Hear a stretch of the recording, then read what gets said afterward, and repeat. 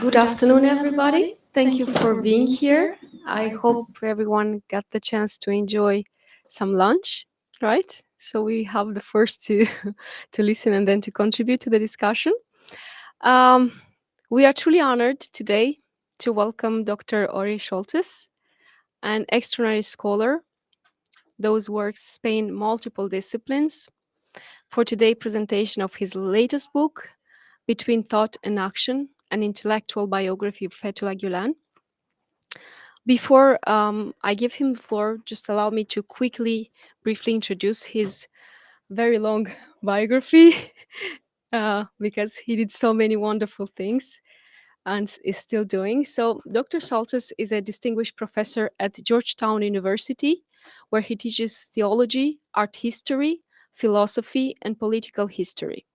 His career includes teaching at renowned institutions such as the Johns Hopkins University, Cleveland State Universities, Case Western Reserve Universities, among others.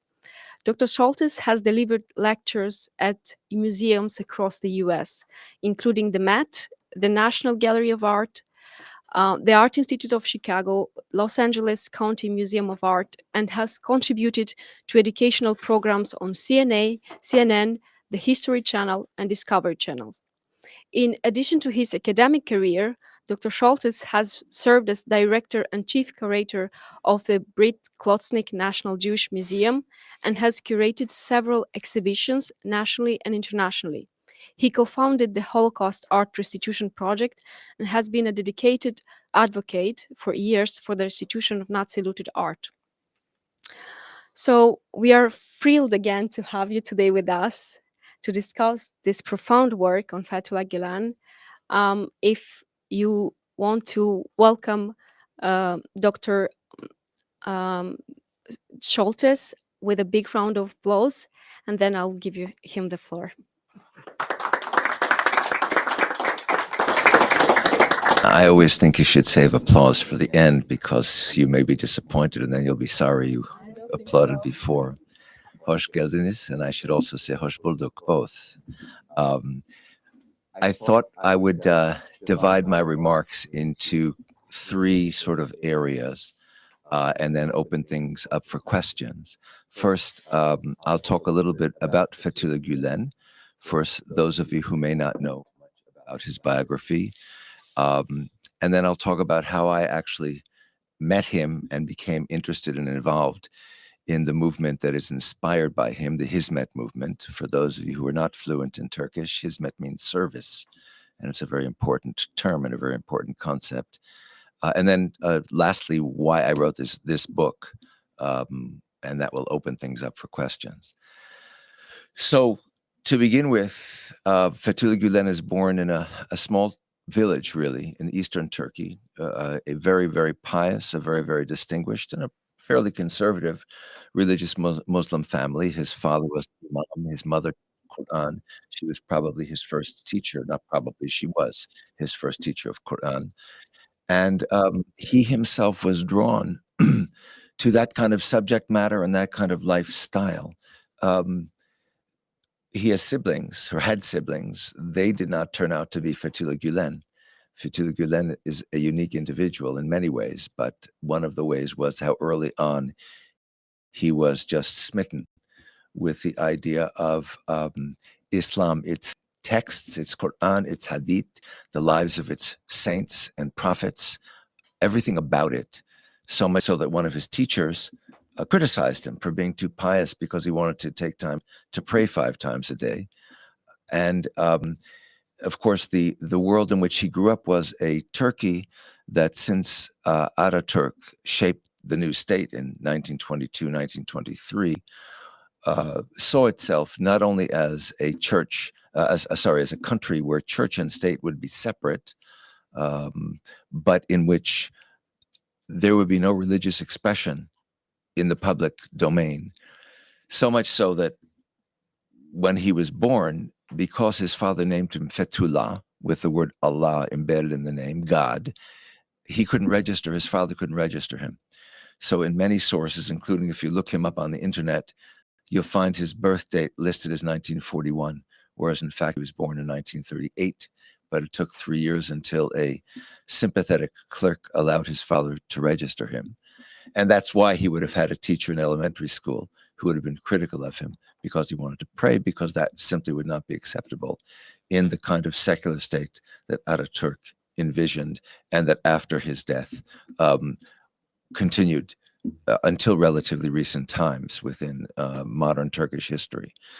So he grew up very taken with Islam, and clearly someone with an extraordinary memory, perhaps a photographic memory, because already by the age of 10 or 11, he was what's called a hafiz, someone who had memorized the entirety of the Quran. And it's not surprising that in the long run, he would choose to become an imam himself. What's interesting is that the secular state allowed imams to function, but one had to go through the accepted and proper channel of becoming imam under the auspices of the state, so that they would be sure that you weren't, I don't know, teaching things you shouldn't be teaching, or teaching in ways you shouldn't be teaching. And so he became an imam. And one of the things that in the late 50s, early 60s, he began to perceive about Turkey, and in particular about Turkish youth, was that he felt it was kind of lost, because he reasoned it had been so cut off from its Muslim roots, because after all, Turkey has been 99% Muslim for centuries at this point. And so when he preached his Friday sermons, he realized he's talking to a few old people. Those are the only ones coming to the mosque. And that if he was going to get to young people, he had to go where they were and not expect them to come where he was. So among the many ways in which he was unique as an imam, there are other ways as well, but this is the one for the purposes of this discussion that stands out. He went out to coffee shops and he would get into conversations with kids. And clearly, not only did he have a prodigious memory, he also has a very brilliant analytical kind of mind. Because you can be someone with a photographic memory who knows every word on a given page and you don't know what the words mean. But he was not only conversant with all of the details of the various literatures that are part of Islam, but also had thought about them and was always thinking about them and wanted others to think about them. But more than that, because you can imagine the kids who would get into conversations with him in a coffee shop, and he must also have had, because he must have had a terrific charisma. So they'd be drawn in, they're having conversations. Then there are more people kind of overhearing. And then they're starting to record to hear what he says on tapes. And those tapes are starting to be spread around. So his reputation is starting to spread well beyond the confines of his masjid, his mosque, and his immediate community.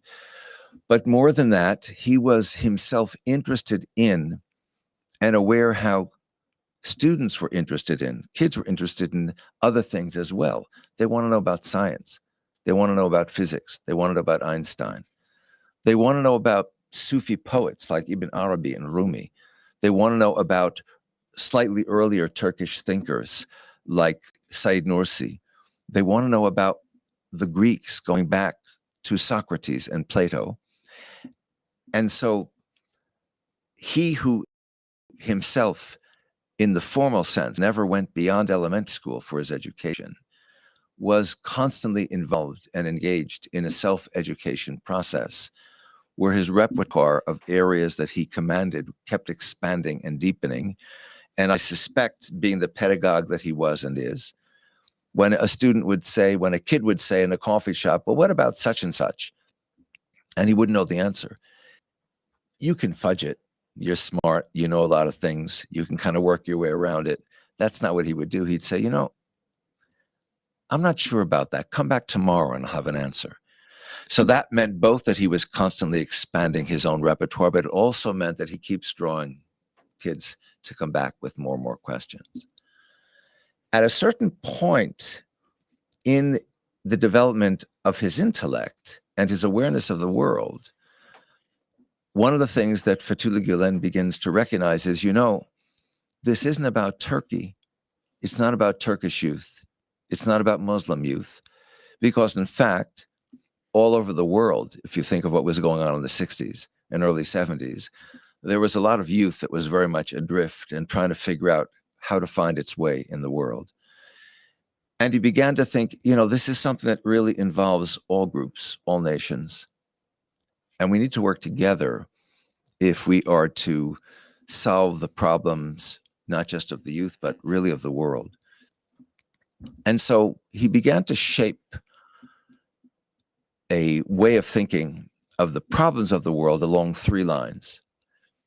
The problem of ignorance, and the solution to that problem is education. I'll come back to that in a moment. The problem of poverty, and the solution to that is programs that help alleviate poverty. And the problem of strife, and the solution to that is dialogue, talking together, undercutting strife by trying to get to know each other. All of which he can find rooted in the Quran. There's this wonderful passage in the Quran, I created you as different tribes so that you may get to know one another. And that became an important principle for him. So his view of Islam is civil Islam. He never thought of it. He doesn't think of it. He was not interested in political Islam. And the practical application of these things he was thinking about,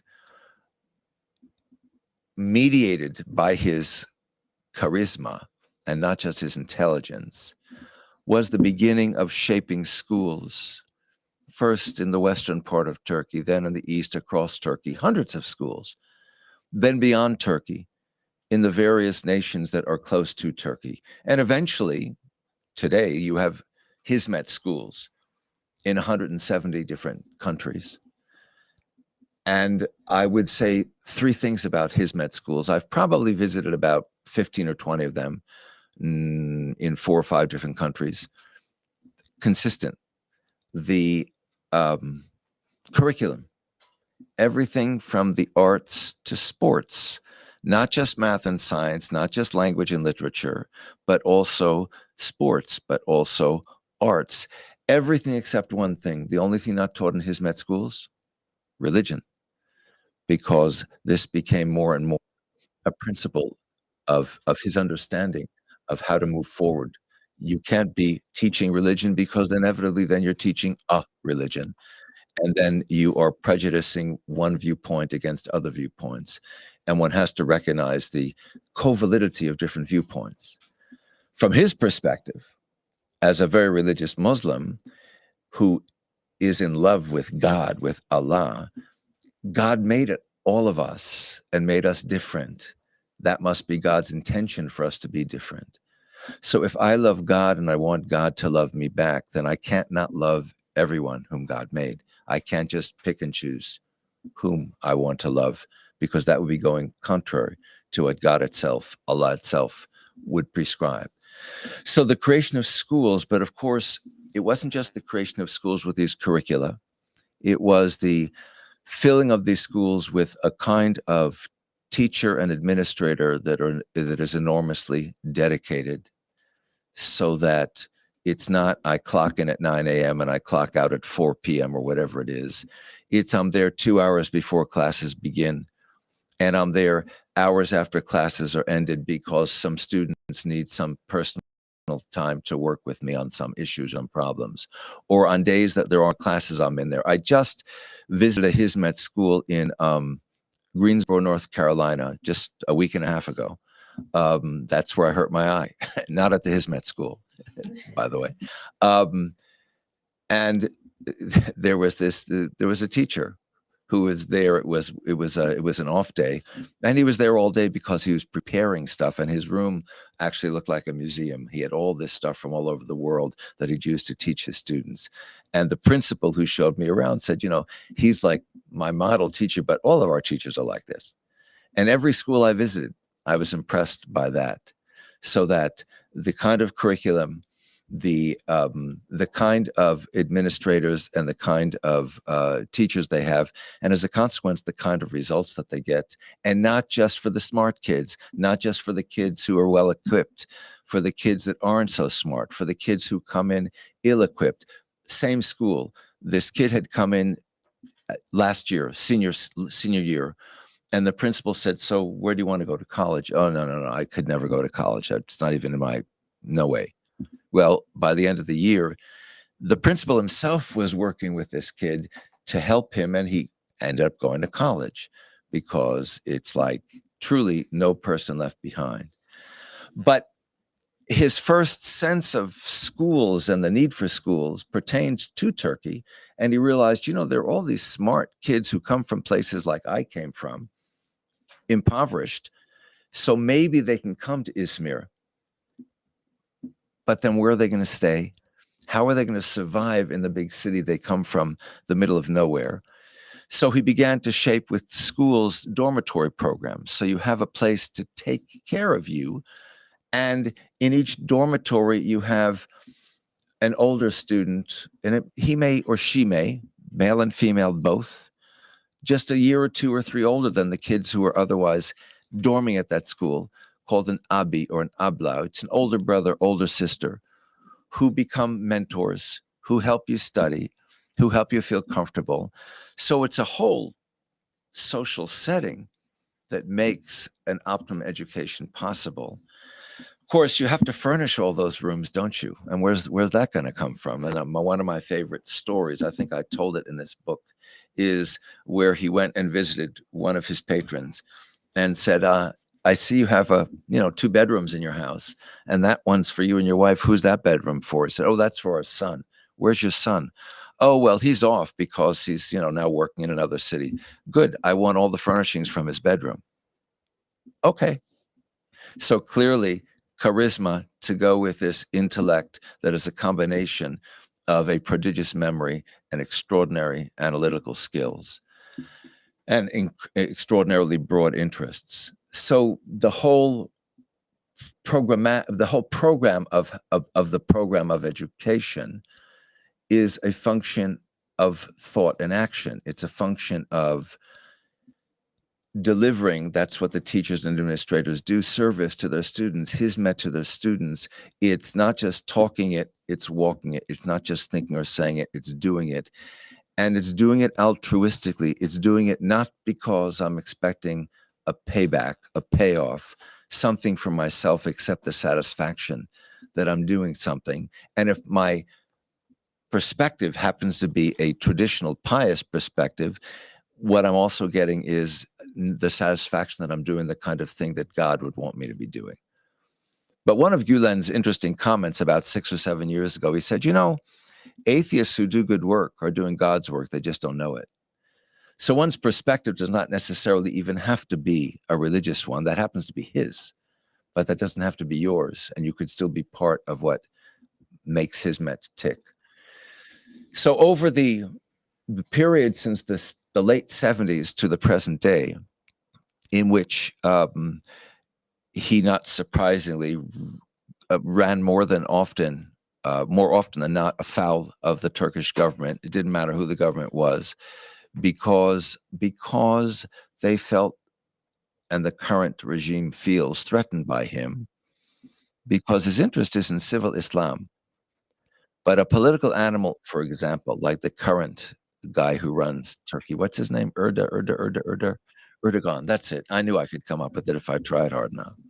Cannot imagine that Gülen does not have political aspirations, because he himself cannot imagine himself without political aspirations. So he can't imagine why Gülen would not have political aspirations, particularly as his popularity was growing and he had hundreds of thousands of followers. Surely he's trying to undermine and take over my government. He can't imagine that is the farthest thing from Gülen's mind.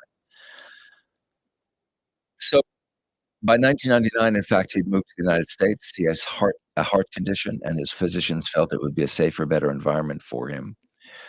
The advantage of which was that, in a very literal sense, the expansion of the process of Hizmet to a kind of international diaspora began in an even more concerted way than it had already in the 90s. I have met people who, in the United States, for example, who are part of Hizmet, to whom Gülen said in 1994, 1996, 1997, I really think you have to go here and you have to do this. And so he was sending out people essentially on these missions to create schools, to create programs that alleviate poverty, create sources of dialogue, iftar dinners every night of Ramadan. That's 30 days in a row where Hizmet groups will conduct interfaith iftar dinners so as to give an opportunity for people of diverse faiths to come together over a meal, the meal that breaks the fast of Ramadan, for those of you who are not aware or not familiar with that, and to talk. Discussion groups, small and large, projects and programs, international arts festivals that involves kids from all over the world who come and they bring their music and they bring their dance and they bring their personalities and they bring their diverse languages and they can barely understand each other language-wise, and yet after a week of this kind of stuff, they become friends for life. This kind of a program is what he began to shape. Hizmet, which is service, service which is altruistic service which is concerned for all of humanity and for all of the planet. Because I would say to those three concerns, in the last 20 years, another one has been added to his list of primary concerns, and that is the planet and the whole issue of climate change and how that's something that also needs to be dealt with if, as a species, we are to survive. All of that was taking shape. How I first came to be aware of Gülen and the movement, which at the time was still being called a Gülen movement, which is something he rigorously and vigorously opposed, because it sounds, at least in America, to American ears, it sounds like a cult. And I remember at my first Hizmet conference, I raised that point, and one of my colleagues said, "Yeah, he hates it. He hates it." And gradually, that has been replaced by the phrase Hizmet movement, which is much more effective at capturing what it's about. That I there was a group at Georgetown University where, as you heard, I teach, that was sponsored by the Rumi Forum, Rumi as in the Sufi poet Rumi, Rumi, which is one of many, many different branches of Hizmet across the planet. And the Rumi Forum had sponsored uh, a, essentially a discussion group at Georgetown, about 15 or 18 people, administrators, faculty, a few students, and they would meet once a month. Rumi Forum would provide food. That's one of the skills that Turks are particularly known for, providing food, um, and discuss some subject. So I had a student who was part of that group, and they were talking about, it's a bright subject, death, the soul, and the afterlife. And my student said, I know someone who could talk about that from the Jewish point of view. So he asked me, would you come and speak to the group about this? I said, sure, I'd love to. So it ended up 6 hours later. We had still not finished the conversation, but it was time to move on to something else. But the fellow who was, I had just published a book a month or two before on mysticism in the Jewish, Christian, and Muslim tradition. And the year before that, I had published a book on symbols in Jewish, Christian, and Muslim art. So the fellow who was running the Rumi Forum at that time, a few of you probably know him, Ali Yurtsever, or know his name. Most of you probably don't. Said, why don't we do a book? I said, sure, that'd be great. So at Rumi Forum, in a room like this, we had a session, a discussion. One of my colleagues was actually having a dialogue with me about these two books. But I still didn't know that much about Fethullah Gülen. And I had a colleague at Georgetown who ran the very, very small Turkish studies program. He was the only person in it. That's how small it was.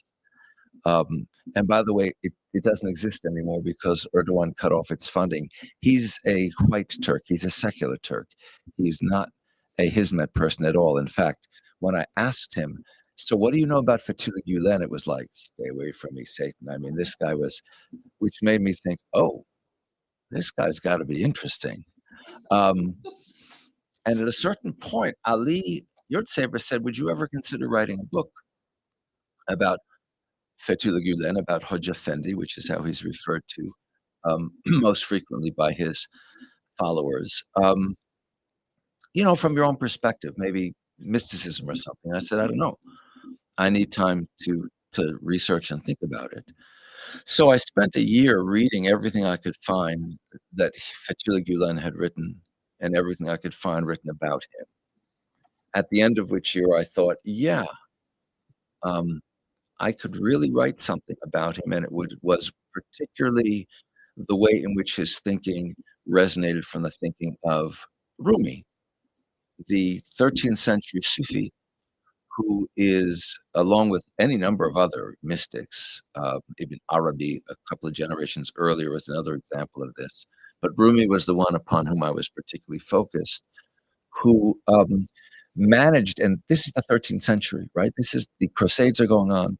There's violence not only between Christians and Muslims. The Mongols are coming in. There's violence within the Muslim world. There's violence in the Christian world. And here you've got this guy, Rumi, who is simultaneously an absolutely intense, dyed-in-the-wool Muslim and a universalist. I go into a church, I go into a synagogue, I go into a mosque, I see one altar, right? That's the kind of thing that he would write repeatedly. He'd write about various characters like Moses and Jesus, and not just about the Prophet Muhammad. He's got this extraordinary universe kind of perspective, and yet he's as intensely Muslim as you could hope to have. And I found a particularly strong resonance between Gülen's thinking and Rumi's thinking. So the book that I wrote was called Embracing the World. If I can remember the title correctly, the relationship between the thought of Fethullah Gülen, Jalaluddin Rumi, and others. Because in fact, what I found was that Gülen's thinking also connected to Socrates and to Einstein and to Said Nursi and to a pile of other people as well. But my primary focus was Rumi. I hadn't met him yet. I didn't want to meet him yet because I didn't want to be influenced by, I don't know, whatever, his personality. I just wanted to base my writing on his writing and those who wrote about him. The book was finished in 2013, and I had a couple of book signings in different places, and it was going to be translated into Turkish. And I went to Turkey to do some book programs. This was December of 2013, which some of you may remember, or maybe you're all too young to remember, was the time of the first serious scandal in which Erdogan was accused of a huge amount of corruption, which of course was true. It was true before then, it's been true since then. But the point is, this was one of the first times in which his defense against the accusations was to say it's the Hizmet people, it's the Gülenists, they who are trying to undermine my government, who have falsely bringing these charges against me. So Turkey was quite ablaze. So in the end, I had one book program in the south, in Alanya, and that was it. The others were canceled. But when I came back, I was really eager to meet him for the first time. And so later that spring in 2014, I went with my colleague, Emre Celik, who was Ali Yurtsever's successor as head of the Rumi Forum, to eastern Pennsylvania, to Saylorsburg, which is where the compound in which Fethullah Gülen has lived until very recently, to meet him. And here's the effect of meeting Fethullah Gülen on me for the first time. You have admired someone from a distance, a sports star, a movie star, something like that. And then you get to meet that person, and it's such a disappointment because they turn out to be a jerk. They turn out not to be at all what you expected. When I met Gülen, it was exactly 180 degrees the opposite of that. He was far more than I had anticipated or expected in terms of his intellect, in terms of his charisma, in terms of his compassion, his empathy, his concern for others, his genuine humility, and I've known plenty of false, humble people, genuine humility, and all the words I can pile up don't quite add up to the transformative, galvanizing effect of meeting him and what it had on me. So the romance began at that point, and it's never ended. And since that time, I've had the pleasure and the privilege of meeting him, seeing him a couple of times, a number of times. And since that time, I became more and more involved with the Hizmet movement in terms of writing papers and speaking at conferences and writing articles. And then ultimately, and this brings me to the third part of my remarks, to writing this book. Emra had suggested to me, or had asked me, would you think about writing another book about Hoca Efendi, but maybe one in which you interview people, different kinds of people who are attracted to and involved with him and with the Hizmet movement. And I thought, that's a great idea. So as I began to plan out this book, if you've looked at it yet, as a few of you have, then it essentially has three parts to it. One, it's strictly speaking biographical, more detailed than in my earlier book on him, less detailed than in several other books, which are all about him biographically, because I'm not trying to reproduce what others have done better, and I reference them in the beginning of the book. The second part is, again, a kind of intellectual biography, a study of his mind and the kinds of individuals and writings that have influenced and affected him. But what sets the book apart from others is, and then I interviewed, and it took a long time, 70 or 80 people, ranging from one or two of his oldest Turkish friends who know him back from elementary school, to people who are not Turkish, who are not Muslim, who are in one way or another drawn to engagement with the Hizmet movement and its different components. And I will give you two examples of the kinds of people in this last category that I'm going to read briefly from in a second. And then I still haven't fully answered the question, why did I write it? Because it took a long time and I was sort of slow in finishing it. I mean, all those interviews, and then to transcribe them. And they were conducted in German and French and English and in Turkish. I had help with the Turkish interviews. Initially, I just simply more or less kept them as they were. And then my editor said, no, you've got to clean them up, make them read better. I know you want to be true to your speakers, but you've got to fix them. So there was that. And then there was another element, which I'll get to in a moment. First, I want to just read to you two passages from two of the people whom I did interview. One was in Australia, in Sydney, Australia, and it's an interview with George Donikian. I am from Donikian Media. In essence, I've been a supporter of the Australian Intercultural Society, which is the Hizmet affiliate there. For the better part of the last half a dozen years, this is where I first discovered the influence of Hizmet, and for me, I understood very early on that it was a marvelous initiative sourced originally out of Turkey by a man called Hoca Efendi Fethullah Gülen. In essence, what Gülen was asking, not so much his disciples, but his supporters to do, was to reach out, travel the world, and educate as many people as possible, so that the dark spots would have less room to grow. This is less important than what he talks about later in the interview about his father. My father left Europe at the end of World War II and came to the other end of the globe where few spoke his language, much less understood his culture. You may be able to identify his last name as Armenian. He spoke several languages, but in essence, when he arrived in Australia, he was Greek, Armenian, Turk. His Turkish, as Ahmed, this is a friend who was right there sitting there, will tell you, was very good. We lost him, his father, he died a couple of years ago. But Dad was someone who believed that if you aspire and you want to give your best and you keep driving yourself in that direction, then ultimately you will keep the goals and reach the marks that you've set for yourself. He was delighted when I said I wanted to support this group of guys who were involved in this thing called Hizmet. He said, tell me about it. And I told him about Hizmet and Hoca Efendi, and my father said, If you want to support them, get behind them. Don't do it half-heartedly. Do it to the best of your ability. And when he first met the guys from Sydney College, his met people, he was immersed in a trice, and he reached back and started speaking the Turkish. I remember he used to speak with a great many of his good, close friends in the early days in Sydney.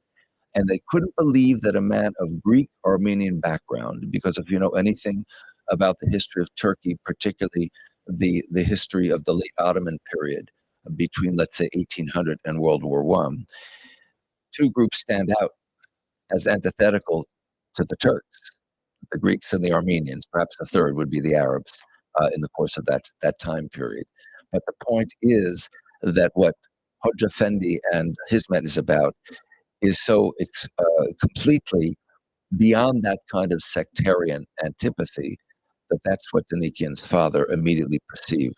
They couldn't believe that a man of Greek Armenian background could be so open to them. I said, because he's not just Armenian, not just Greek, but he's Turkish too. The second character whom I want to just read for a moment about is a guy that whom I interviewed in Brooklyn, New York. His name was Leonard Petlach. I was born in the Soviet Union in Minsk in 1971. In 1986, we moved to New York, to Brooklyn. I went to college and grad school and back to grad school again. I am the executive director of the Kings Bay YMYWHA. That is a Jewish men's and women's sports and cultural organization modeled on what was created in the middle of the 19th century in the United States, the YMCA, Young Men's Christian Association. So you had to be Christian to be part of it. So at a certain point, post-World War II, there developed a Jewish equivalent. YMHA, Young Men's Hebrew Association, Young Women's Hebrew Association in Brooklyn. I think that the first time I got acquainted with the Hizmet movement was in the context of the flotilla incident in 2010. Right after that, they started their first Turkish Cultural Center, and he goes on to talk about how around 2009-10, I was really shocked to pick up this brochure that was published by the Hizmet movement, describing Hizmet with a number of articles from different publications, and a few of them were critical of Hizmet. To me, the profound irony of that was that here was a publication published by the Hizmet movement with this critical outlook at the movement. Everyone has been sort of upfront about the shortcomings of the movement, and even those of Fethullah Gülen and his evolving outlook on Jewish-Muslim relations. To me, that was such a positive sign, because here is this movement that is so secure with itself, that is not hiding any previous statements or anything that can be misinterpreted, but in fact, it honestly discusses these issues and presents them in a way that is absolutely understandable. So these are just two examples, of course, among many, but clearly of two individuals whom one might not expect to be associated with a Turkish Muslim movement taking shape in the United States or anywhere else, or Australia or anywhere else, but who are associated with both of them. 70 or 80 people. Part of what took time for the project to be completed was, once all the ducks were in order, then it occurred to my publisher to wonder whether there might be people who would be uncomfortable being in the book. Because whereas Mr. Erdogan and Mr. Gülen, they were never friends, which over in the States is a misconception that many people have. I don't know if it prevails in Europe as well. But certainly they were, shall we say, colleagues.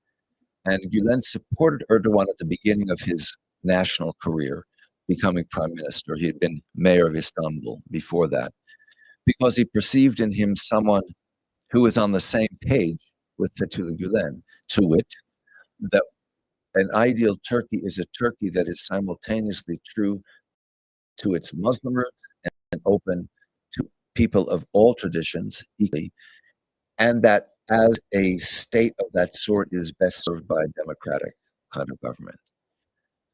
Erdogan, a few years after, by about 2011, when he had achieved a fairly comfortable degree of power, made the comment in passing, well, democracy is like a train. You have to know when to get off.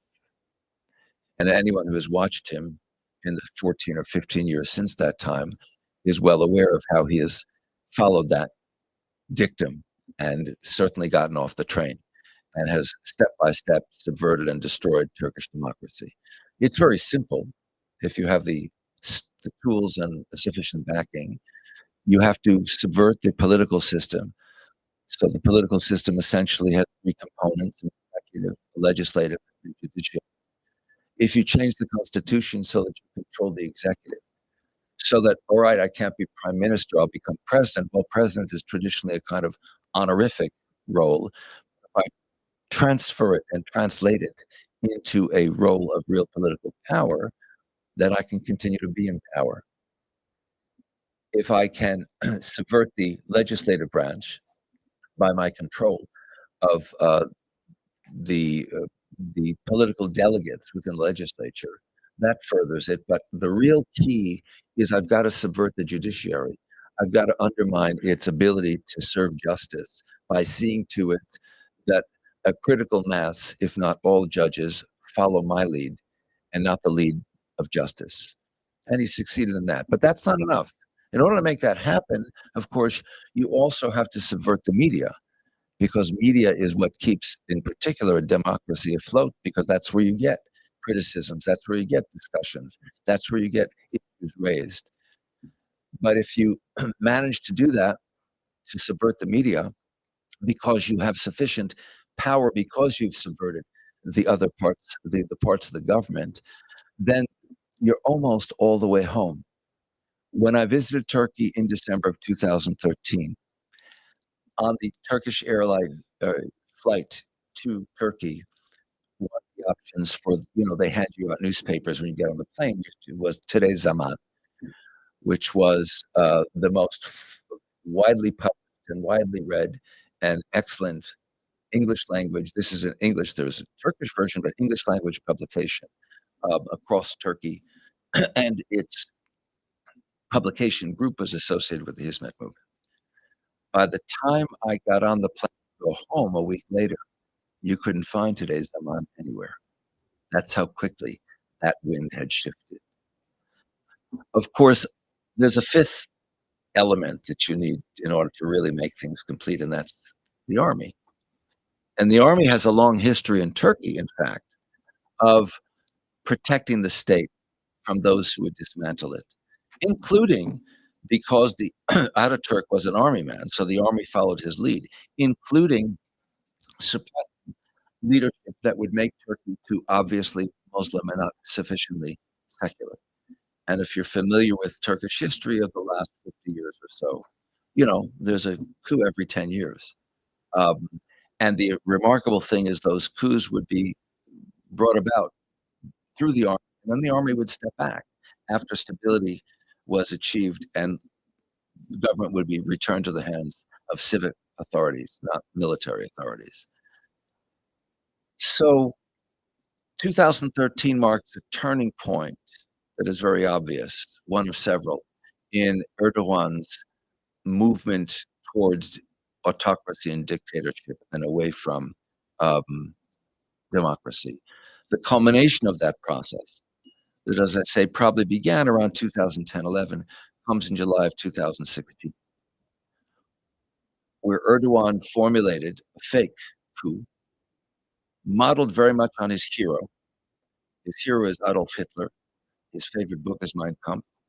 And Hitler, if you're familiar with European history, and I assume a few of you are at least, uh, then you know that in February of 1933, the Reichstag, that very important building in Berlin, was burned by the Nazi power.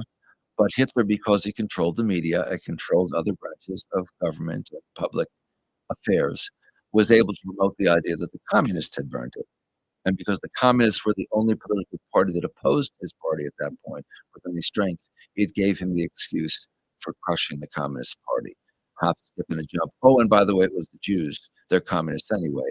So it furthered the program that he was already initiating, that he promised that he would when 10 years earlier he had written his book, Mein Kampf.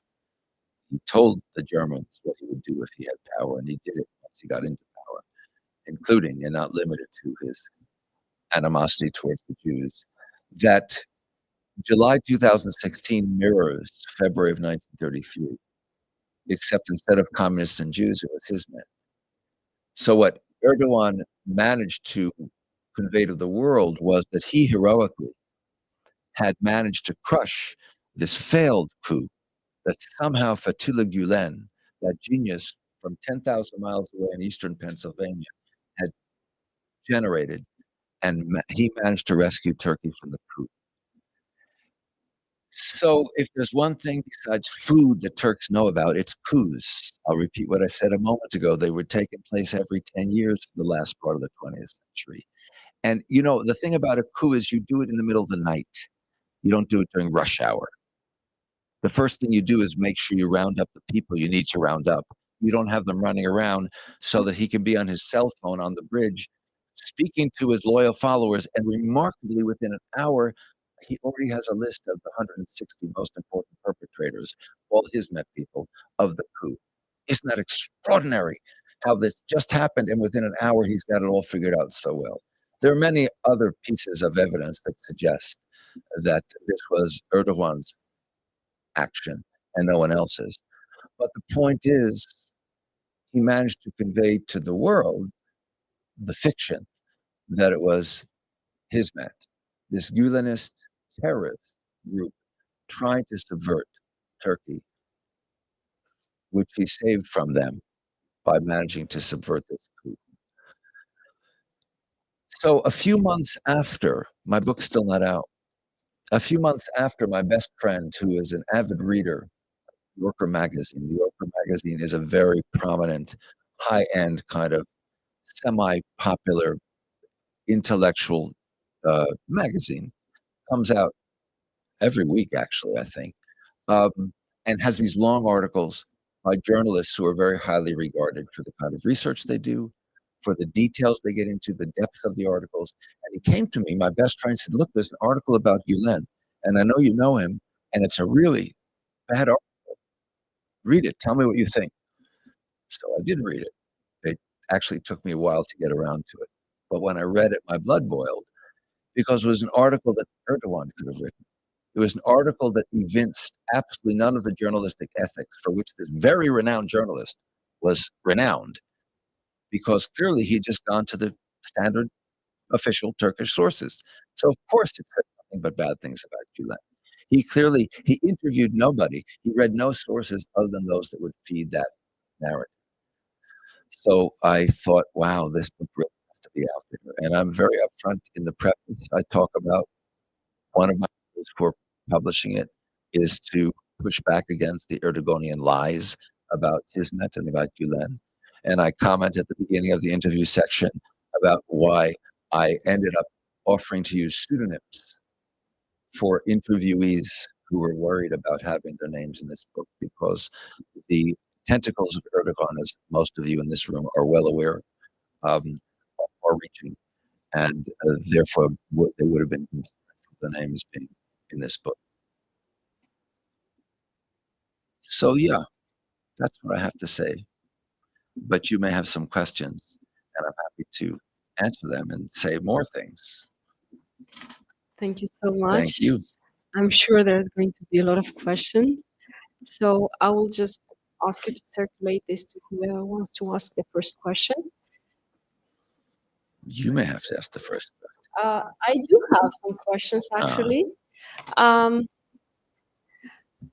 had prepared a whole lot of questions, but during your presentation, I was Yes. just, you say at some point that Erdogan, being the way he is, cannot understand how someone cannot have another hidden agenda than what he actually preaches. And I think that's actually quite common to many genuine figures that we have, that not only a specific political figure, but people in general, being the way they are not able to understand that we can be the way we actually say we are. And I think this is the same that happened to Jesus. I mean, uh, being a Christian, I think everyone was still confused about his motives. So, do you want to be our emperor? Do you want to be our? No, I just want to tell you God's will. And yeah, it's not a question, but maybe elaborating a bit on that. Sure.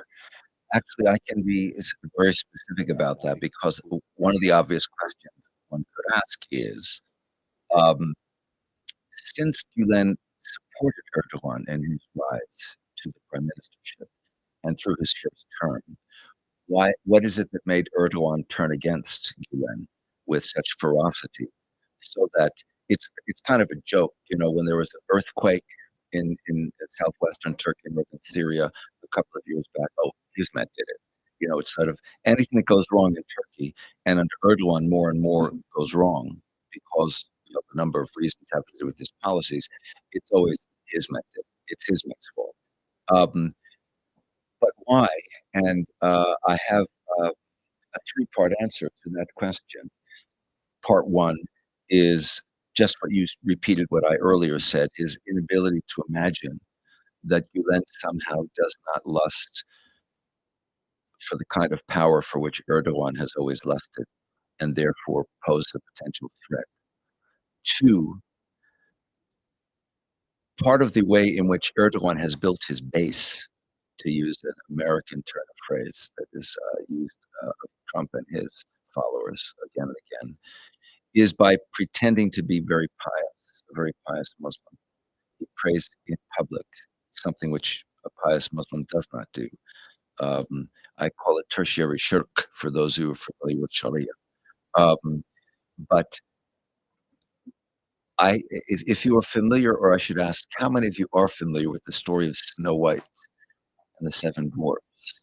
She appears in all kinds of literatures. So there's a wicked stepmother in the story who has a mirror. And she looks at the mirror every morning and says, "Mirror, mirror on the wall, who is the fairest of them all?" And the mirror always responds, "You are my queen." Until one morning, the mirror says, "Snow White is." And then this wicked stepmother is going out of her mind. She's got to find and destroy Snow White. So I have this image of Erdogan every morning in the mirror as he tightens his tie. And he says, "Mirror, mirror on the wall, who's the most pious Muslim of them all?" And the mirror keeps saying, "Fethullah Gülen." And it drives him crazy. But my third reason, I asked Gülen himself, I said, "Why do you think Erdogan hates you so much?" And without hesitation, he said, "Well, back when we were still very much in conversation with each other, and I had my network, so I knew people, he was supposed to go to a meeting that would have been very politically disadvantageous for him, dangerous for him. And I picked up the phone and I said, Rajib, you should not go to this meeting. Da da da da da. He Gulen did not give me details. He wouldn't give me details. He said he's worried that at some point I will speak out and reveal the details of that situation that will embarrass him completely. So as long as I'm around and as long as I'm free, he worries about that. To which I said to Gulen, I said, well, because he can't imagine someone like you with the kind of moral code you have, that you would never expose him no matter what he has been doing to you and those around you. Because he can't imagine, because if the circumstances were reversed, he wouldn't hesitate for a second to humiliate, embarrass, damage you if it served his purposes. So, yeah, so those are my thoughts about that particular situation with regard to Erdogan and Gülen. It's not, he cannot understand him, and he fears him because he is a solipsist. So he sees it from his own perspective and he can't imagine that Gülen is interested in what he calls civil and civic Islam and not political Islam. But it's even more specific than that. Thank you. I was also referring to the wider context in the sense that not just a specific person, but Yes. community, like the way we think, Yes. we cannot understand this. So it kind of becomes a tragedy for a person that's so much into a different dimension to be misunderstood and True. becomes the enemy. That's true. So when he was still in Turkey, Gülen was always caught in the crossfire between the secular Turks, who were worried that he was going to try and turn Turkey into Iran, and the Islamist Turks who couldn't understand why he was having conversations, first of all, with fake Muslims, Shi'i Muslims, non-Hanafi Sunni Muslims, non-Turkish Muslims, to say nothing of conversations with non-Muslims. So that kind of crossfire followed him even beyond the bounds of Turkey. And of course, as long as there continues to be a party line that emanates from Erdogan and the media that he completely controls, and B, a population across the planet which is unnuanced and ignorant, and will take it for granted that whatever they read in the Turkish press must be true, and not consider the fact that it might not be. And again, I'm looking from the perspective of the United States, and we have an election coming up in 3 weeks, and we have someone who models himself on Erdogan, in fact, who has 70 million Americans who will lay down on the street for him, and he doesn't care about any of them, and they don't get it. So yes, I think, we are a species which has done spectacular things, and no species has done what we can do. We're also a species that has turned torture and killing into a science and an art, and we also have an extraordinary capacity for blindness and ignorance. So someone, a visionary like Fethullah Gülen, becomes victimized by that, alas. On the other hand, he does have hundreds of thousands of followers across the planet who see him and see through that. But that's always the struggle. When Jesus died, he had, a handful of followers. And his primary follower, Peter, denied him 3 times, right? So it's not necessarily easy when you're starting some sort of it's a kind of spiritual revolution. Someone wants to, yes, please.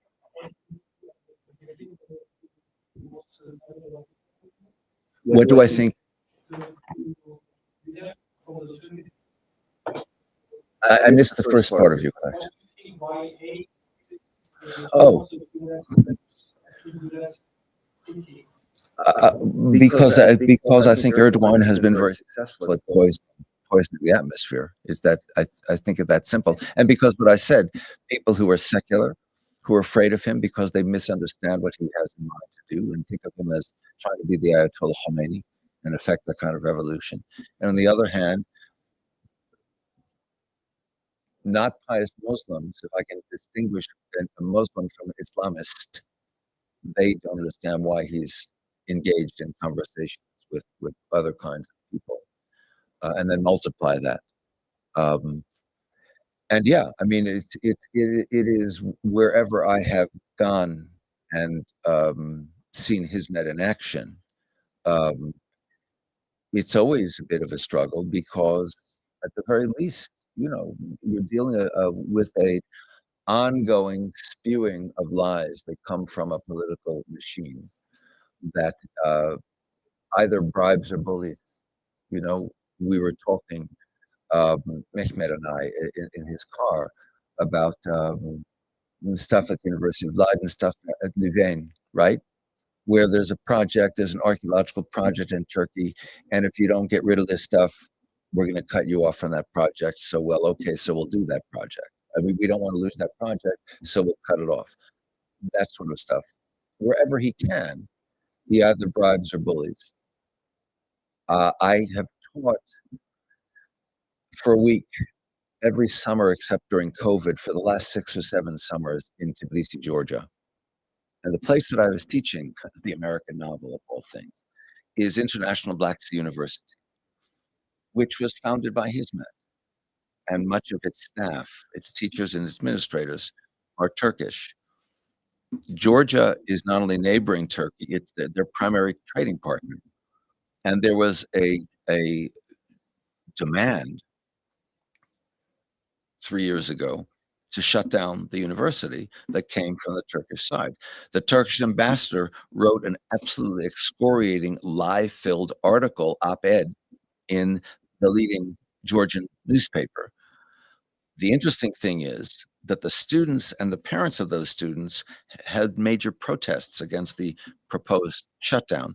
So the school was not shut down; it survived, although it's struggling because of the Erdoganian infiltration, so to say, or interference. So my point is, you've got that going on, and you've got endless resources to promote it, and an endless ability. New Yorker magazine, you've got this. This is a major journalist, and if he is so extraordinarily ignorant as not to understand what it is he's talking about when he writes this article, then what can I hope for from someone on the street, you know?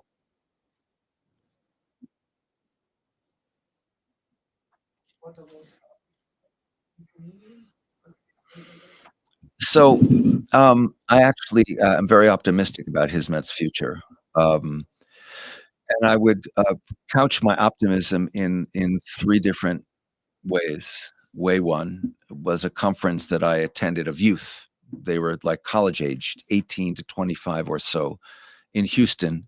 This was just North American, Hizmet, about 400 kids. The energy was palpable. They were just you could not believe in the future.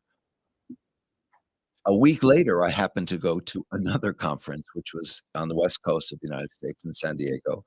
It was an international conference, first one in, like, 5 or 6 years of Hizmet people.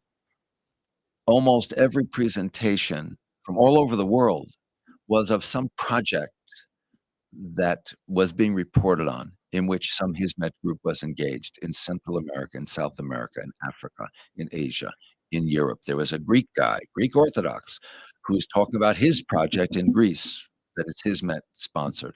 Australia, New Zealand, everywhere. You couldn't not be optimistic uh, in that sort of a context. And thirdly, the last time I visited Fethullah Gülen, Haj Effendi in Eastern Pennsylvania, which is now a while ago, like last November. Um, one of the things that in conversation, I happened to be there at the same time that there was a group of leaders from across North America who were there for a weekend retreat. Um, and one of them commented to me rather emphatically how Gülen never told people what to do. He would say, you know, this might be something you should do. This is something to think about. Um, and if you came to him asking for his advice, he would give it to you. But they said he doesn't do that anymore. If I come to him from Melbourne, Australia, and I say, Haj Effendi, you know, what should I do about da da da da da da? He'll say, I don't live in Melbourne. You do. You figure it out. So my point is, just as I'm thinking of him early on when he's just starting out in those cafes, the way he's handling these kids by saying, come back, then I'll come up with an answer. I see that as the other end of that. He knows very well that his days are limited. And if everyone is dependent upon him, then things could collapse when he goes. And so he's very clearly preparing the way for his departure because all of the various components of Hizmet are autonomous, as it were. They're all inspired by him. They're all inspired by his teachings, by his preachings, by what he's written, by what they've read, by what they've heard. And it will be an interesting challenge for the younger generation who will not have met him personally, because there is, to repeat what I said earlier, something extraordinarily charismatic about him. So to meet him personally, there's something about it, you know, that is beyond words. They'll have the disadvantage of not having that, but they will have all of the ideas that he has been spending 40 years promoting uh, and teaching about, and all of the actions that are all over the place. There are Hizmet kids who's grown up in Hizmet families who are interested in Hizmet, and I've said to their parents, wait till they're in their mid-20s and they're starting to have families. Trust me, 9 out of 10, they're gonna come back to an interest in this stuff, which for the moment, because 'cause they're rebelling against mom and dad or for whatever reasons, they're not interested in. It's not that they're never gonna come back. You just have to kind of relax, do what you're doing, lead by example. Don't preach, just lead by example, which is what most often they do anyway. So my long-winded answer to your question is, I think I see Hizmet having a very bright future. In fact, one last comment that is relevant to this. Erdogan's failed on two levels. One, because, at least speaking for the United States, many more people have heard of Hoca Efendi and Hizmet because of Erdogan than had he kept his mouth shut instead of trying so hard to get to Gülen. So in that sense, it's failed. But also the forced exile of so many people, so many skilled people, bringing their skills all over the damn planet and building schools and creating anti-poverty programs and creating social programs, not only has meant that Hizmet has expanded what, if one looks back earlier, Hoca Efendi always wanted it to be something that is performing service in the world. But if I'm a pious Muslim, as he is, and as most of his followers are, then I have to think this must have been part of Allah's plan in the first place, that we are to be in diaspora. Now, I also understand when I say that, I am not by any means minimizing the intense pain of being in exile, of not being able to go back to Turkey. I can't go back to Turkey because I'm on Erdogan's terrorist list, right? But for me, that's a frustrating inconvenience because I love all the antiquities and I love the Byzantine and the Ottoman art and I love Turkey. I love its food, all that stuff. But that's nothing. I don't have family back there that I can't see. I don't have a father who's dying and I can't go to his funeral. So I don't want to downplay that. But if I want to look at the bright side, I realize, but the expansion across this enormous diaspora is something which is fulfilling what the point of Hizmet is, which is to deliver service, not in a narrow sphere, but in as wide a sphere as possible.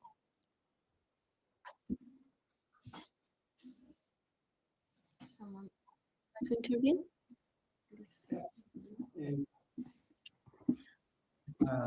How do you see the future of Hizmet in Turkey during the dictatorship of Yes. Erdogan and after the Erdogan? Right.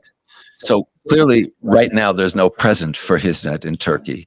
And I don't think in the short run, there is a future after Erdogan is gone because he's poisoned the atmosphere too much. So I think it'll take 2 generations until Hizmet can come back to Turkey and be comfortable there and do the things that it does elsewhere. That's an irony. So that, as in so many other ways, Erdogan's attacks on Hizmet have impoverished Turkey. I mean, think of it, closing down hundreds of schools in places where schools are most necessary. All the things that he has done have disadvantaged Turkey, and Hizmet, no, it's not gonna all of a sudden, you're gonna be able to go back. I think it'll take 2 generations until that becomes possible. But the word that Hoca Efendi uses all the time is sabr, which for those of you who don't know Turkish means patience. So that's a lot of sabr. I understand that. But eventually, yes. Did you have a question? There are more people online than here, and there are some questions online. If there is no question here. Okay. Just understand, you people online, we can't see you and you can see us, so we're at a disadvantage. Just keep that in mind. But that's why we use the microphones. It's mostly for the people online so they can hear us. So Ertuğrul İncekul asks, what are some of the significant views of Fethullah Gülen on the relationship between Islam and Western democratic values, particularly in the context of a modern society? So his sense going back, as far as I can tell, to the 60s, so it's a long time, is that the kind of system that the Prophet Muhammad was laying out, and that is elaborated further within Hadith, is most compatible with a democratic system, which means a system in which people are treated in an equilibrious manner, as opposed to being governed by an individual or a group of individuals, monarchy, oligarchy, aristocracy. Democracy means it's the rule of the people. and he sees Islam as most compatible with that. And that's why there's no contradiction for him, for example, in seeing a Turkey, because its population is 99% Muslim, being upfront about its Islamic personality, and yet not making Jews, Christians, Baha'is, Sikhs, anyone else who is in Turkey feel uncomfortable, because he sees no contradiction there, because ultimately that's what he sees as taught by the Prophet. Was there another? I also like to ask many questions, so if there are no other questions, I would love to. Yes. Please. Because of your work in Gülen, but also Jewish art, I would like to ask your perspective on a passage of the Quran where God says that the good poets are those who defend themselves, their rights after being subjected to oppression. I would like to ask what Gülen has done in that sense, or called to do, and also what do you think can or should be done if needed in that sense. Yeah, that's interesting, because he, in counseling sabr, he also counsels against any kind of violent action. So his interpretation of what it means to defend oneself is very Jesus-like. It's not hitting back. One of the things after 2016 that I know Erdogan found very frustrating was that he expected some sort of a violent pushback against his violent actions against Hizmet and Hizmet. And Hoca Efendi was very emphatic about, we are not going to do that. We will never do that. So he interprets that passage in those terms. The pushback is other than in anything that would be violent, and would be limited to words, thoughts, and nonviolent actions.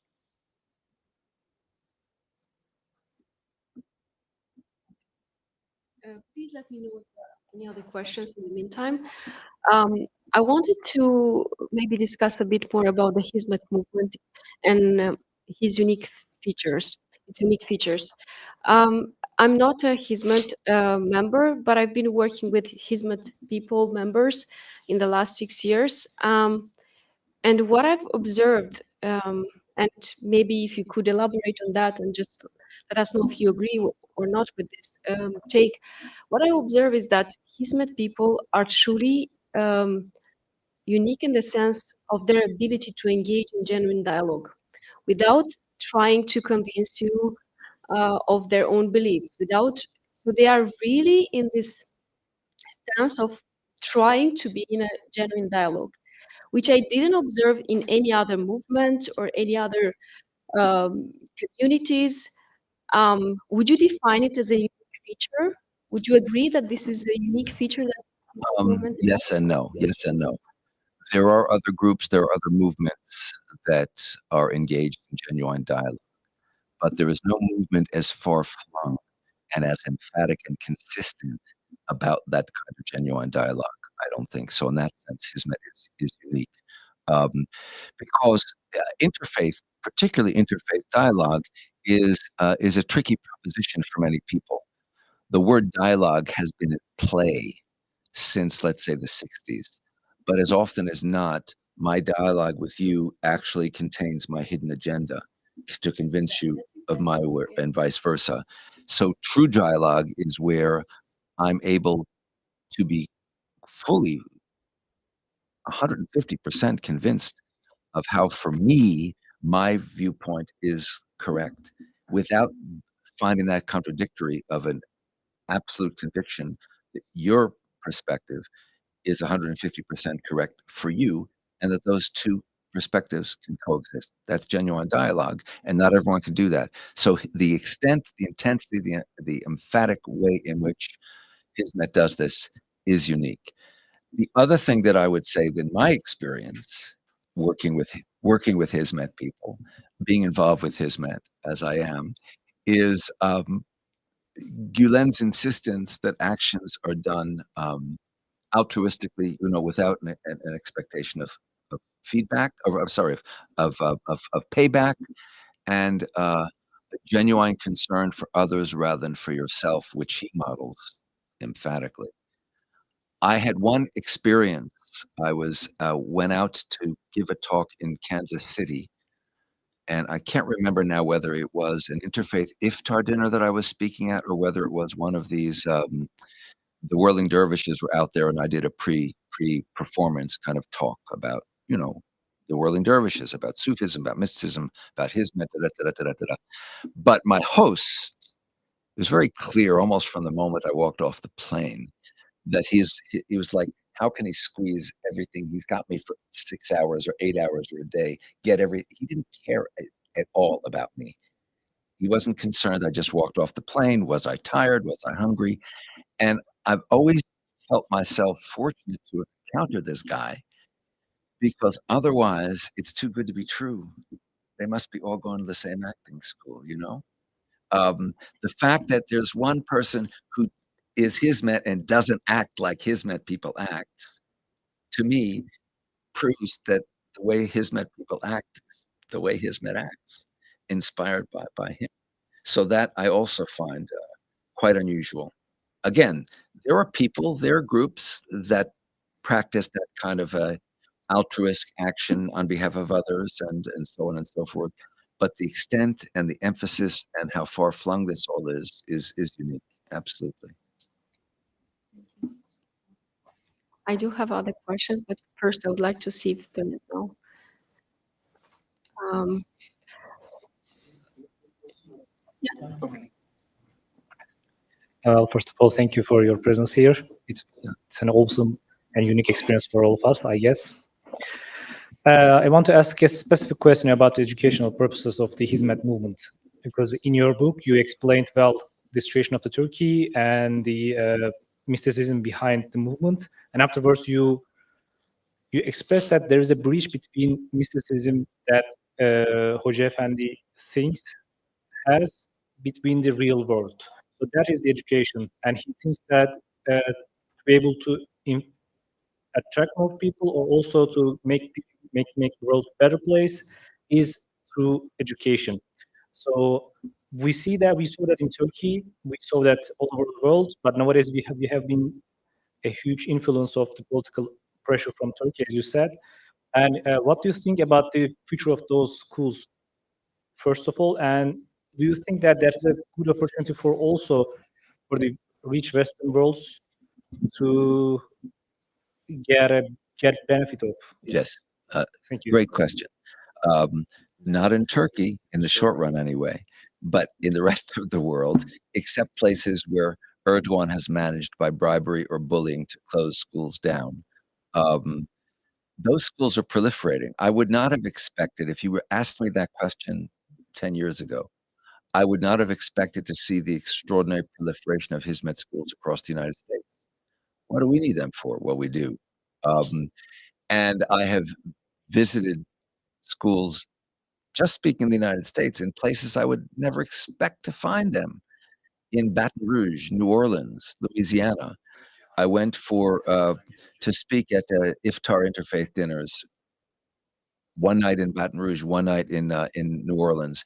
And when I was in Baton Rouge, I went to this school in this neighborhood. It had been a school that was falling apart, and Hizmet came in. They were able to acquire the building, and the neighbors were not really happy about this, except and until the school started to operate and the kinds of things that it was doing, the kinds of projects it was an elementary school having its kids doing, the kind of results it was getting. And then, of course, people in the neighborhood wanted their kids to go to the school.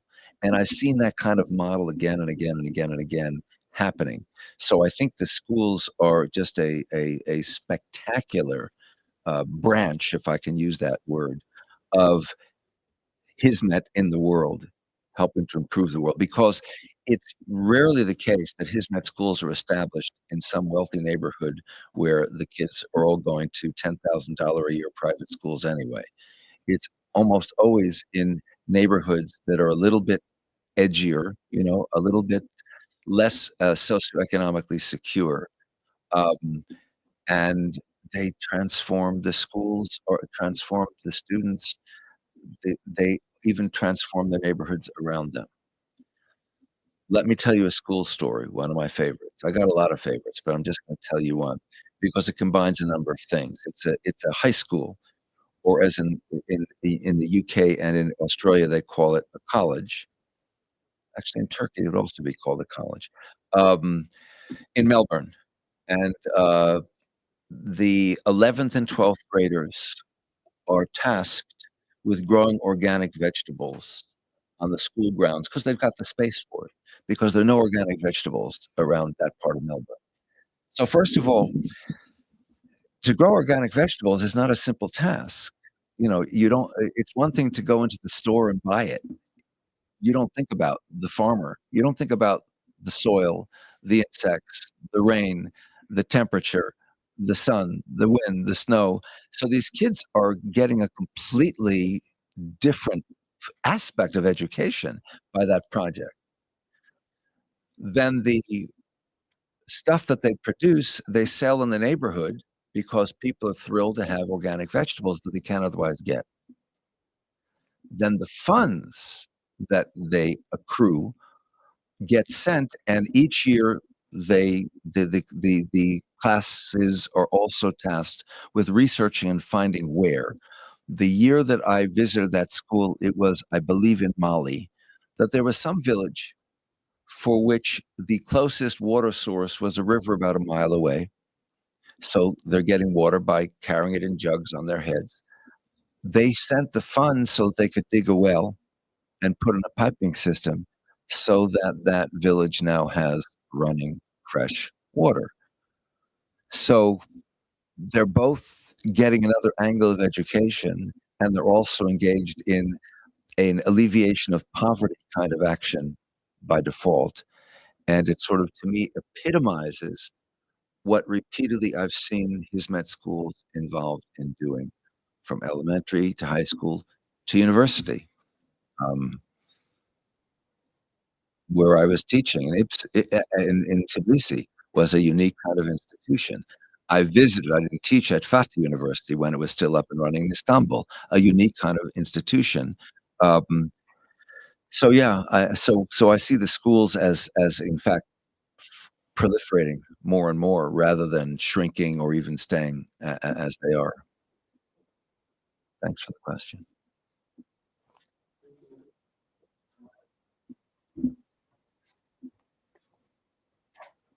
So, how do you view the intellectual accumulation of the Hizmet movement, especially considering there has been a significant brain drain to the West during this period? What are your thoughts on this matter, and how can this affect the future of Hizmet? Well, the brain drain doesn't reduce Hizmet, it just extends Hizmet into the West or wherever else it goes. So what it is adversely affecting is Turkey. Turkey is experiencing the brain drain. Germany and Austria, and there was an exhibition in the 1990s done by the Austrian Cultural Institute about the brain drain from Austria. All the Jews and communists and whoever else had to leave because of what was happening in Nazism, and how Austria had been disadvantaged. And I see, as I've earlier said, a parallel to Turkey. Turkey is being enormously disadvantaged, but not Hizmet, because Hizmet is the brain drain. It's going wherever it goes. If it goes more to the West, then the West is being enriched by it. But that's not making Hizmet less rich. It's just making Hizmet a contributor to the enriching of the West, if that's where it's going.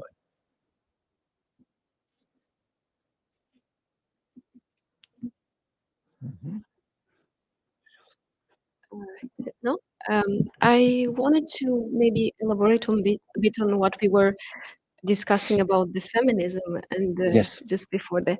So one of the main, I think, one of the main critics that Western societies have towards Islam is the place of women, and kind of using that as a way to say that this is not a fitted religion to the Western values, democracies, and like what we see with the way Gülen promotes education for everyone, without explicitly saying or like naming himself as a feminist. Do you see this as a way or is that really, how should I put that? So by actually being a feminist for his teaching, um, does he bring Islam to a version of, at least in the way he preaches this, and he tries to evolve it in the everyday Right. life, to make it um, fit to reality of the modern world. Uh, Right. do you see what I Yes. mean? Yes. So two things. First of all, um, Muhammad's initial career as a trader was running. It was his wife's business. She was the boss. And second of all, she was his primary advisor. So it's a misconception, whether it's a Muslim or a non-Muslim misconception. It's both about the Prophet and his relationship to his wife, his wives, but that wife in particular, Aisha, um, that would promote a suppression of women ideology. Two, um, yes, it's very clear to me for a number of reasons that Fethullah Gülen is what we might call a feminist. Um, I know a number of female members of Hizmet who are not scarfed, who do not attire themselves in a modest way in any way, shape, or form, who live very what you would imagine secular lives. I'm thinking of a young woman. She was a student at Georgetown, and she was actually the girlfriend of a student of mine. That's how I met her. She was Turkish, and she actually was had a very successful and popular television show in Turkey, who eventually had to leave in the middle of the night because of her association with his men. And I remember, first of all, her describing Hoj Effendi's warm treatment of her like a daughter. That's the way she described it. Um, and she also was under the illusion that because she was very much part of what is referred to as the white Turkish class, her family was a wealthy secular family, that she was untouchable. She proved not to be because of her Hizmet connection. But my point is less that than the fact that Hoj Effendi made no distinction between her and others who have come to see him.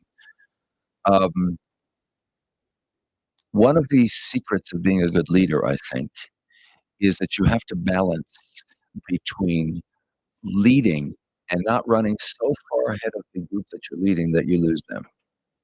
Right? You mentioned I used to direct a museum.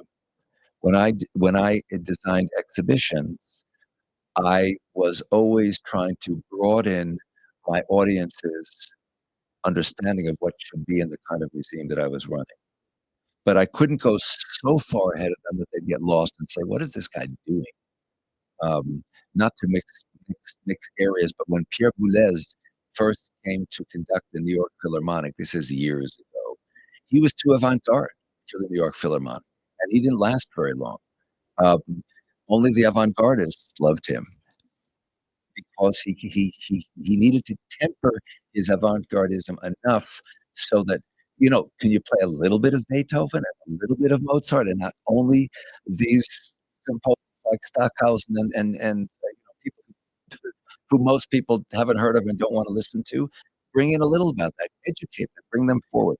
So Gülen, he's done that. He does that. The One of my early criticisms of his methods, it was the only criticism, by the way, but it was a criticism. I asked about it a couple of times. I said, why is it that the women are always in the kitchen preparing the meal while the men are in the living room, the Turkish word is sohbet, having the conversation? And when I raised that question at a Hizmet retreat that I attended, actually was in December of 2016. So everyone was in shock because of what had happened in July. And I was asked if I would speak with a group of young people, as I was telling you about earlier, about 18 of them, and they were probably 18 to 30-ish, and probably two-thirds of them were young women, and probably two-thirds of them were born in the United States. And when they asked me the question, do you have any criticisms? I said, well, this is my question. Um, the immediate response I got was, no, that's changing. That's changing, certainly here in America, because we American Hizmet young women are not going to be shoved back into the kitchen. We want to be part of the conversation in the living room. And as a practical matter, if I think about where I have visited across the Hizmet world in the last 7 or 8 years, I've seen that more and more. So this is something he promotes. Just as he promotes education, he promotes dialogues that involve everybody. But Turkish society is not one in which that is the norm. And one of the things that is a truism of Hizmet, as it is a truism of Islam, as a truism of Judaism and Christianity, any religious tradition or cultural tradition that spreads over a very large realm and range of cultures is going to assume particular aspects of itself that will differ from culture to culture, from place to place. So Islam in the Arab world and Islam in Turkey and Islam in Indonesia and Islam in India are not exactly the same thing, because culturally they are attached to different things. And the same would be said, again, of other forms of faith.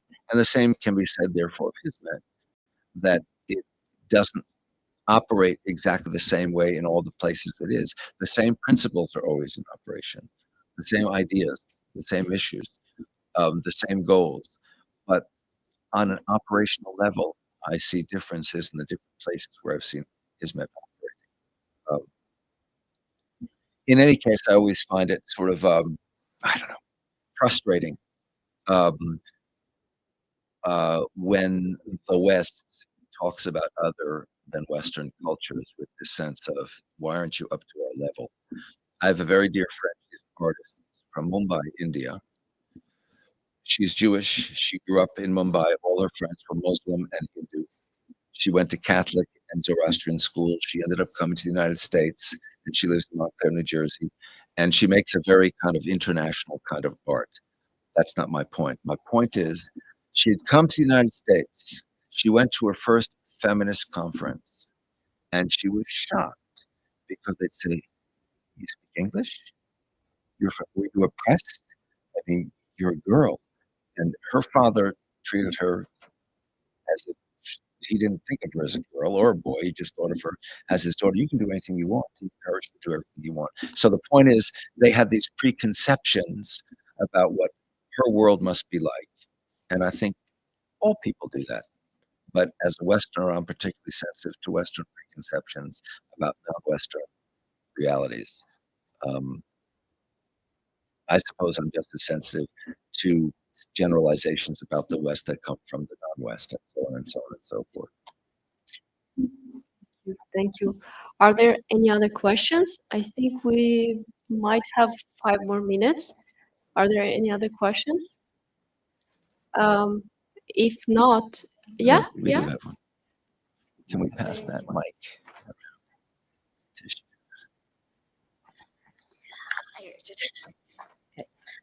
Thank you for it in the beginning. Actually, it's a kind of personal question because I find your perspective really positive and optimistic. I wonder that, like, it is your perspective in everyday life, or like just about it, because I'm quite sure that you already heard too many negative stories about it too. So I wonder how you manage those negative stories and positive stories, and like how this learning about more about Hizmet movement affected your perspective about life. I wonder.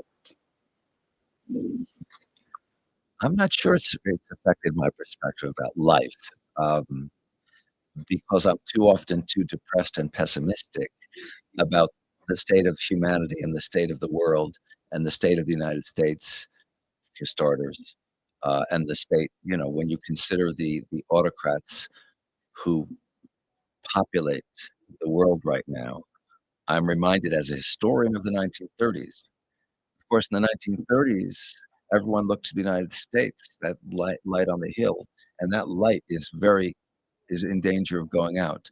So I'm not necessarily optimistic. I'm not necessarily positive, but I am capable always of seeing an optimistic and positive side of things, even if there is a negative, the positive that I hope for, the negative that I worry about. So if I think of Hizmet, as I said a few moments back, I'm not unaware of all the suffering that members of Hizmet across the world have endured and will continue to endure under the current regime, and even perhaps once he's gone. But at the same time, if I look at the bright side, which I prefer to, and I think of what Hizmet has done and what Hizmet can continue to do and will continue to do, then I see it in a very bright sort of way. And maybe that is the way I look at the world. I tend to be fairly nuanced. I tend to be aware of different angles. You know, I teach on the Middle East, and I can be very comfortable right now being intensely critical of Israel and Bibi Netanyahu in particular, whom I put in the same category with Erdogan, Trump, and G and Modi and all of those characters, as I am of Hamas, and as frustrated at people who blindly say what Israel does is fine, as I am with people who blindly say Hamas is championing the Palestinian cause, which they aren't and never have. So I tend to think from angles at most things, because that's just the way I operate. That answers. Thank you.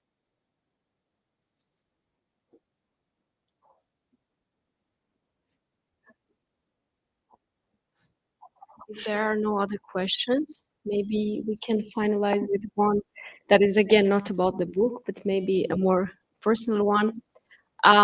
We have a lot of young people here today. Thank you for being with us.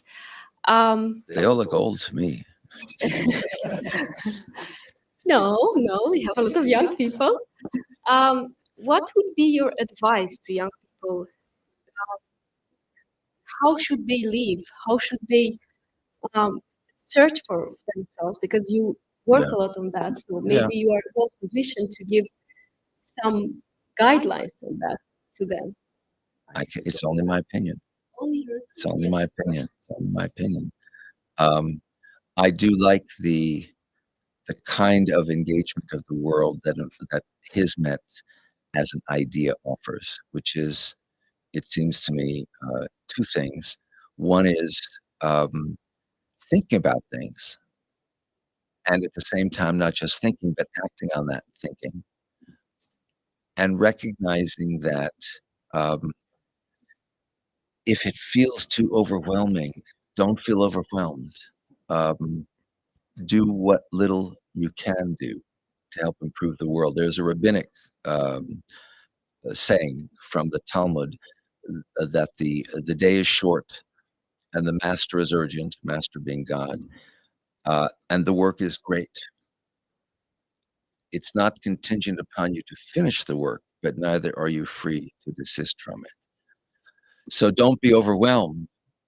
I can feel overwhelmed when I look around the world, but I don't allow myself, except in the dark of my room, talking only to myself, to feel overwhelmed. I think, all right, what can I do? All right, I teach.